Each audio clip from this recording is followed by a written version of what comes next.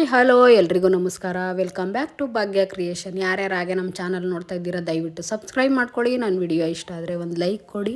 ನಾನಿವತ್ತು ಓಟ್ಸ್ ಇಡ್ಲಿ ಮಾಡ್ತಾಯಿದ್ದೀನಿ. ಇನ್ಸ್ಟೆಂಟಾಗಿ ಫಾಸ್ಟಾಗಿ ಮಾಡ್ಕೋಬೋದು, ಹೆಲ್ದಿಯಾಗಿರುತ್ತೆ. ಡಯಟ್ ಮಾಡೋರಾಗಲಿ ಮಕ್ಕಳಿಗಾಗಲಿ ತುಂಬಾ ಒಳ್ಳೆಯದು. ಹಾಗಾಗಿ ನಾನಿಲ್ಲಿ ಅದನ್ನು ತೋರಿಸ್ತಾ ಇದ್ದೀನಿ. ಅದನ್ನು ಯಾವ ರೀತಿ ಮಾಡೋದು ಅಂತ ನೋಡೋಣ ಬನ್ನಿ.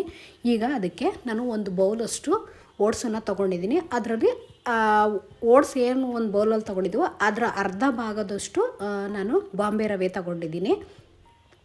ಈಗ ಅದನ್ನು ಗ್ಯಾಸ್ ಹಚ್ಚಿ ಒಂದು ಪ್ಯಾನ್ ಇಟ್ಕೊಂಡು ಓಟ್ಸನ್ನು ಸ್ವಲ್ಪ ಹುರ್ಕೋಬೇಕು. ಅಂದರೆ ಜಾಸ್ತಿ ಡಾರ್ಕ್ ಕಲರ್ವರೆಗೂ ಹುರ್ಕೋಬಾರ್ದು, ಸುಮ್ಮನೆ ಹುರಿಬೇಕು ಒಂದು ಮೀಡಿಯಮಲ್ಲಿ. ಇವಾಗ ನೋಡಿ ನಾನು ಯಾವ ರೀತಿ ಹುರ್ಕೊಂಡಿದ್ದೀನಿ ಅಂತ ತೋರಿಸ್ತೀನಿ. ಸುಮ್ಮನೆ ಅದು ಸ್ವಲ್ಪ ಬಿಸಿ ಆಗಬೇಕು ಚೆನ್ನಾಗಿ, ಸ್ವಲ್ಪ ಆ ರೀತಿ. ಇವಾಗ ಅದನ್ನು ಹುರಿದು ಎತ್ತಿಟ್ಕೊಂಡು ಒಂದು ತಣ್ಣಗೆ ಮಾಡೋದಕ್ಕೆ ಇಟ್ಕೊಂಡಿದ್ದೀನಿ. ಮತ್ತು ಇಲ್ಲಿ ರವೆನೂ ಹಾಕ್ಕೊಂಡು ಅದನ್ನು ಸ್ವಲ್ಪ ಹುರ್ಕೋತಾ ಇದ್ದೀನಿ. ಇದನ್ನು ಅಷ್ಟೇ ನಾವು ಉಪ್ಪಿಟ್ಟಿಗೆ ಹುರಿತೀವಲ್ಲ ಆ ರೀತಿ ಎಲ್ಲ ಹುರಿಬಾರ್ದು, ಸುಮ್ಮನೆ ಅಂದರೆ ಸ್ವಲ್ಪ ಬಿಸಿ ಆಗಬೇಕು ಆ ರೀತಿ ಇದನ್ನು ಹುರ್ಕೋಬೇಕು. ಆವಾಗ ನಮಗೆ ಇಡ್ಲಿ ಒಂದು ಮೀಡಿಯಮ್ ಕಲರ್ ಇರುತ್ತೆ. ಚೆನ್ನಾಗಿ ಹುರಿದ್ಬಿಟ್ರೆ ಕಲರೇ ಚೇಂಜ್ ಆಗಿಬಿಡುತ್ತೆ. ಈಗ ನಾನು ಒಂದು ಮಿಕ್ಸಿಂಗ್ ಬೌಲಿಗೆ ನಾನು ರವೆನ ಹಾಕ್ಕೊಂಡಿದ್ದೀನಿ. ಇವಾಗ ಒಂದು ಜಾರ್ ತೊಗೊಂಡು ನಾನಿಲ್ಲಿ ಏನು ಓಟ್ಸನ್ನು ಹುರಿದಿದ್ನೋ ಅದನ್ನು ಇಲ್ಲಿ ಹಾಕ್ಕೊಂಡು ಸ್ವಲ್ಪ ಪುಡಿ ಮಾಡ್ಕೊಳ್ಳೋಣ.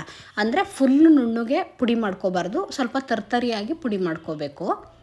ಈ ರೀತಿ ನೋಡಿ ನಾನು ಯಾವ ರೀತಿ ಮಾಡ್ಕೊಂಡಿದ್ದೀನಿ ಆ ರೀತಿ ಮಾಡಿಕೊಂಡು ಇವಾಗ ನಾವು ಬಾಂಬೆ ರವೆ ಹುರಿದ್ಬಿಟ್ಟು ಹಾಕ್ಕೊಂಡಿದ್ವಲ್ಲ ಆ ಇದರೊಳಗೆ ಇದನ್ನು ಹಾಕ್ಕೋಬೇಕು.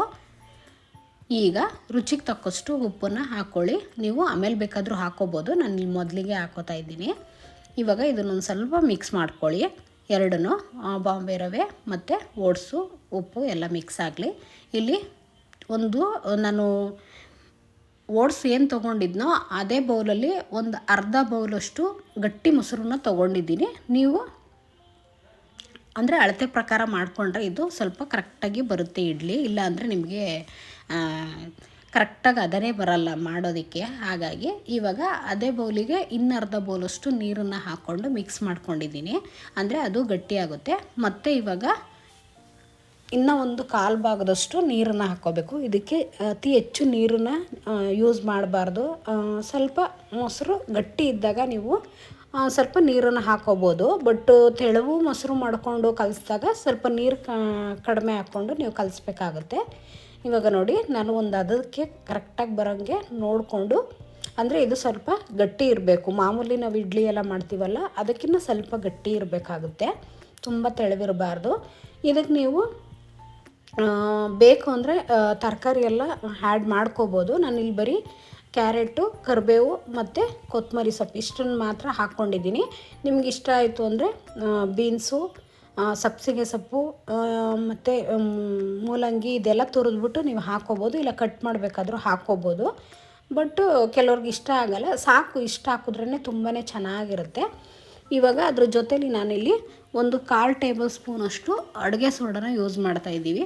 ಏಕೆಂದರೆ ಇನ್ಸ್ಟೆಂಟಾಗಿ ಮಾಡೋದ್ರಿಂದ ನಾವು ಸೋಡಾ ಹಾಕಲೇಬೇಕಾಗುತ್ತೆ, ಇಲ್ಲಾಂದರೆ ಅಷ್ಟು ಚೆನ್ನಾಗಿ ಬರೋಲ್ಲ, ಇಡ್ಲಿ ತುಂಬ ಹಾರ್ಡಾಗಿಬಿಡುತ್ತೆ. ಹಾಗಾಗಿ ಇವಾಗ ಅದನ್ನು ಹಾಕ್ಬಿಟ್ಟು ಒಂದು 5 ನಿಮಿಷ, ಅಂದರೆ ಜಾಸ್ತಿ ಕಲ್ಸೋಕ್ಕೆ ಹೋಗಬಾರ್ದು, ಒಂದು ಮೀಡಿಯಮಲ್ಲಿ ಕಲಿಸ್ಬಿಟ್ಟು ಹೊಂದ್ಕೋಬೇಕಲ್ವ, ಅದನ್ನು ಇಮಿಡಿಯೇಟ್ಲಿ ಮಾಡ್ಕೊಳ್ಳಿ. ಹಾಗೆ ಇಟ್ಟರೆ ಜಾಸ್ತಿ ಉಬ್ಬಿಡುತ್ತೆ.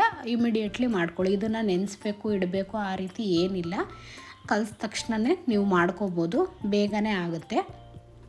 ಅರ್ಧ ಗಂಟೆಲಿ ನಿಮಗೆ ಒಳ್ಳೆ ಹೆಲ್ದಿಯಾದಂಥ ಟಿಫನ್ನು ರೆಡಿಯಾಗಿ ಹೋಗ್ಬಿಡುತ್ತೆ. ಇವಾಗ ನೋಡಿ ನಾನು ಒಂದು ಇಡ್ಲಿ ಪಾತ್ರೆನ ನೀರನ್ನು ಗ್ಯಾಸ್ ಹಚ್ಚಿಬಿಟ್ಟು ಕಾಯೋದಕ್ಕೆ ಇಟ್ಕೊಂಡಿದ್ದೀನಿ. ಇವಾಗ ಇಡ್ಲಿ ಪ್ಲೇಟ್ಗೆ ಸ್ವಲ್ಪ ಎಣ್ಣೆನ ಹಾಕ್ಬಿಟ್ಟು ನಾನಿಲ್ಲಿ ಒಂದು 2 ಸ್ಪೂನಷ್ಟು ಹಾಕಿದ್ದೀನಿ. ಏಕೆಂದರೆ ಅದು ಉಬ್ಬುತ್ತೆ.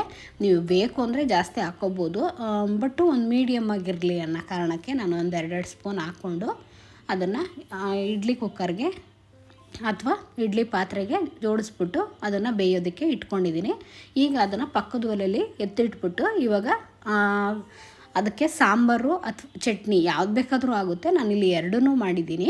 ಈಗ ನಾನು ಬೇಳೆನ ಬೇಯಿಸಿ ರೆಡಿ ಮಾಡಿ ಇಟ್ಕೊಂಡಿದ್ದೀನಿ. ಅಂದರೆ ತೊಗರಿ ಬೇಳೆಗೆ ಒಂದು ಟೊಮೊಟೊ, ಒಂದು ಈರುಳ್ಳಿನ ಹಾಕ್ಬಿಟ್ಟೆ ಬೇಯಿಸ್ಕೊಂಡ್ಬಿಟ್ಟಿದ್ದೀನಿ. ಇವಾಗ ಗ್ಯಾಸ್ ಹಚ್ಚಿ ಒಂದು ಪಾತ್ರೆ ಇಟ್ಕೊಂಡು ಅದಕ್ಕೆ ಸ್ವಲ್ಪ ಎಣ್ಣೆ, ಸಾಸಿವೆ, ಕರಿಬೇವು, ಒಣಮೆಣ್ಸಿನ್ಕಾಯಿ, ಬೇಕು ಅಂದರೆ ನೀವು ಬೆಳ್ಳುಳ್ಳಿನೂ ಜಜ್ಜಿ ಹಾಕೋಬೋದು. ನಿಮಗೆ ಟೊಮೊಟೊ, ಈರುಳ್ಳಿ ಎಲ್ಲನೂ ಸಣ್ಣ ಕಟ್ ಮಾಡಿ ಫ್ರೈ ಮಾಡಿ ಹಾಕೋಬೋದು. ನಾನಿಲ್ಲಿ ಟೈಮ್ ಇರೋಲ್ಲ ನೋಡಿ, ಬೆಳಗ್ಗೆ ಟೈಮು ಗಡಿಬಿಡಿಲಿದ್ದಾಗ ನಾವು ಅಂದರೆ ನಾನು ಬೇಳೆ ಜೊತೆಲೇ ಬೇಯಿಸ್ಬಿಟ್ಟಿದ್ದೀನಿ. ನೀವು ಬೇಕು ಅಂದರೆ ಸಣ್ಣ ಕಟ್ ಮಾಡಿ ಒಗ್ಗರಣೆ ಮಾಡ್ಬೋದು, ಬೇಳೆ ಸಪ್ರೇಟ್ ಬೇಯಿಸ್ಕೊಂಡು. ಇವಾಗ ಅದನ್ನು ಇದರೊಳಗೆ ಒಗ್ಗರಣೆಗೆ ಹಾಕ್ಬಿಟ್ಟು ಇದಕ್ಕೆ ಉಪ್ಪು, ಸಾಂಬಾರು ಪುಡಿ, ಸ್ವಲ್ಪ ಬೆಲ್ಲ ಮತ್ತು ಹುಣಸೆ ರಸ ಎಲ್ಲ ಹಾಕ್ಕೊಂಡಿದ್ದೀನಿ. ಇದನ್ನು ಚೆನ್ನಾಗಿ ಕುದಿಸ್ಕೊಂಡ್ರೆ ಆಗೋಯ್ತು. ತುಂಬ ಫಾಸ್ಟಾಗಿ ಆಗೋಗ್ಬಿಡುತ್ತೆ ಬೇಳೆ ಸಾರು. ಸ್ವಲ್ಪ ಸ್ವೀಟು ಅಂದರೆ ಬೆಲ್ಲ ಕಡಿಮೆ ಆಗಿತ್ತು, ಅದಕ್ಕೆ ಇನ್ನೊಂದು ಸ್ವಲ್ಪ ಹಾಕಿದೆ. ನೀವು ಟೇಸ್ಟ್ ನೋಡ್ಕೊಂಡು ಹಾಕ್ಕೋಬೋದು. ಮತ್ತು ಇದ್ರ ಜೊತೆಗೆ ಸ್ವಲ್ಪ ಕೊತ್ತಂಬರಿ ಸೊಪ್ಪನ್ನು ಹಾಕಿ ಒಂದು ಕುದಿಸ್ಕೊಂಬಿಟ್ರೆ ಬೇಳೆ ಸಾರು ರೆಡಿಯಾಗಿ ಹೋಗುತ್ತೆ. ನೀವು ಬೆಳಗ್ಗೆ ಎದ್ದು ಏನು ಮಾಡೋದಪ್ಪ ಅಂತ ಅನ್ನೋಂಗೆ ಇಲ್ಲ, ಅರ್ಧ ಗಂಟೆಗೆ ವೆರೈಟಿಯಾಗಿ ಮಾಡ್ಕೊಂಬಿಡ್ಬೋದು. ತುಂಬ ಚೆನ್ನಾಗಿ ಬಂತು. ಸಾಂಬಾರು ಆಯಿತು ನೋಡಿ, ಕುದಿಸಿ ಎತ್ತಿಕ್ಕಿದ್ದೀನಿ. ಇವಾಗ ಚಟ್ನಿ ಮಾಡ್ಕೊಳ್ಳೋಣ. ಏಕೆಂದರೆ ಇಡ್ಲಿಗೆ ಕೆಲವ್ರಿಗೆ ಚಟ್ನಿ ಕಂಡ್ರೆ ತುಂಬಾ ಇಷ್ಟ ಇರುತ್ತೆ. ಚಟ್ನಿ ಇಲ್ಲಾಂದರೆ ತಿನ್ನೋದೇ ಇಲ್ಲ ಕೆಲವರು. ಹಾಗಾಗಿ ಈಗ ಒಂದು ಜಾರ್ಗೆ ನಾನಿಲ್ಲಿ ಒಂದು ಅರ್ಧ ಹೋಳಷ್ಟು ತೆಂಗಿನ ತುರಿ, ಅಂದರೆ ನಮಗೆ ಬಲ್ತಿರೋ ತೆಂಗಿನ ತುರಿ ಸಿಕ್ಕಿದ್ರೆ ತುಂಬ ಚೆನ್ನಾಗಿ ಚಟ್ನಿ ಬರುತ್ತೆ. ಮತ್ತು ಒಂದು 4 ಇಕ್ಳು ಬೆಳ್ಳುಳ್ಳಿ, ಒಂದು 3 ಮೆಣಸಿನ್ಕಾಯಿ, ಮತ್ತು ಖಾರಕ್ಕೆ ತಕ್ಕಂತೆ ನಿಮಗೆ ಖಾರ ಬೇಕು ಅಂದರೆ ಜಾಸ್ತಿ ಹಾಕ್ಕೊಳ್ಳಿ, ಕಡಿಮೆ ಬೇಕು ಅಂದರೆ ಕಡಿಮೆ ಹಾಕ್ಕೊಳ್ಳಿ. ಮತ್ತು ಕೊತ್ತಂಬರಿ ಸೊಪ್ಪು ಸ್ವಲ್ಪ, ಒಂದೇ ಒಂದು ಹುಣಸೆ ಬೀಜದಷ್ಟು ನಾನಿಲ್ಲಿ ಹುಣಸೆಹಣ್ಣು ಯೂಸ್ ಮಾಡ್ತಾಯಿದ್ದೀನಿ. ಅದು ಬೇಕು ಅಂದರೆ ಹಾಕ್ಕೊಳ್ಳಿ, ಇಲ್ಲಾಂದರೆ ಸ್ಕಿಪ್ ಮಾಡಿ. ಮತ್ತು ಕೆಲವರು ಜೀರಿಗೆ, ಶುಂಠಿ ಎಲ್ಲದನ್ನೂ ಹಾಕ್ಕೊತಾರೆ, ಅದೆಲ್ಲ ಅವ್ರವ್ರ ಇಷ್ಟ. ನಾನಿಲ್ಲಿ ಇಷ್ಟನ್ನೇ ಹಾಕಿರೋದು. ಮತ್ತು ಹುರ್ಗಡ್ಲೆ ಹಾಕಿದ್ದೀನಿ, ಅದನ್ನು ಕೆಲವ್ರು ಹಾಕಲ್ಲ, ನಾನು ಹಾಕಲ್ಲ, ಸ್ವಲ್ಪ ಕಡಿಮೆ ಹಾಕ್ತೀನಿ ಅಂದರೆ ಕೆಲವು ಟೈಮಲ್ಲಿ. ಹಾಗಾಗಿ ಅದನ್ನು ಹಾಕಿ ರುಬ್ಬಿಟ್ಟು ಚಟ್ನಿ ರೆಡಿ ಆಯಿತು. ಅದಕ್ಕೆ ಒಂದು ಒಗ್ಗರಣೆ ಕೊಟ್ಕೊಂಡೆ.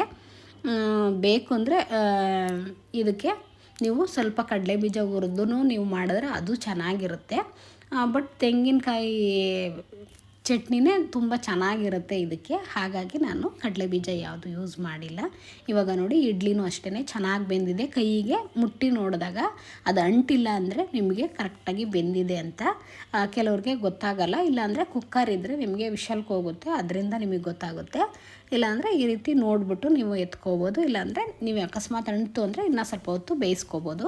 ಇವಾಗ ನೋಡಿ ನಾನು ಇಡ್ಲಿನ ತೆಗಿತಾ ಇದ್ದೀನಿ. ಅಂದರೆ ಬಿಸಿದೇ ತೆಗಿಬಾರ್ದು, ಸ್ವಲ್ಪ ತಣ್ಣಗಾದಮೇಲೆ ನೀವು ಇಡ್ಲಿನ ತೆಗಿಬೇಕಾಗುತ್ತೆ.